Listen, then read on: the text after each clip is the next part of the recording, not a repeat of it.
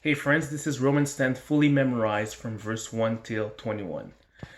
Brothers and sisters, my heart's desire and prayer to God for the Israelites is that they may be saved.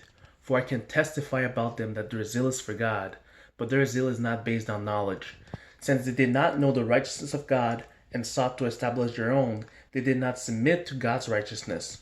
Christ is the culmination of the law so that there may be righteousness for everyone who believes. Moses writes this about the righteousness that is by the law. The person who does these things will live by them. But the righteousness that is by faith says, do not say into your heart, who will ascend into heaven, that is to bring Christ down, or who will descend into the deep, that is to bring Christ up from the dead. But what does it say? The word is near you. It is in your heart and in your mouth.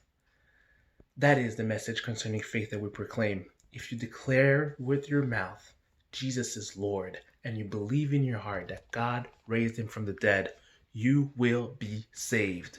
For it is with your heart that you believe and are justified, and it is with your mouth that you profess your faith and are saved.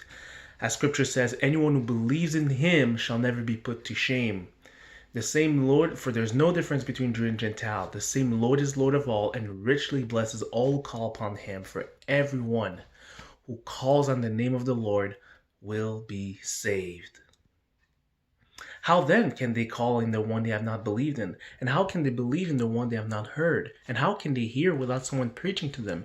And how can anyone preach unless they are sent? As it is written, how beautiful are the feet of those who share the good news.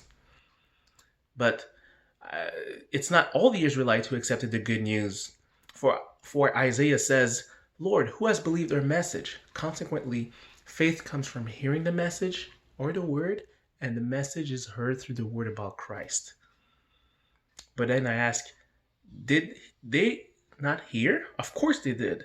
Their voice has gone out into all the earth, their words to the ends of the world.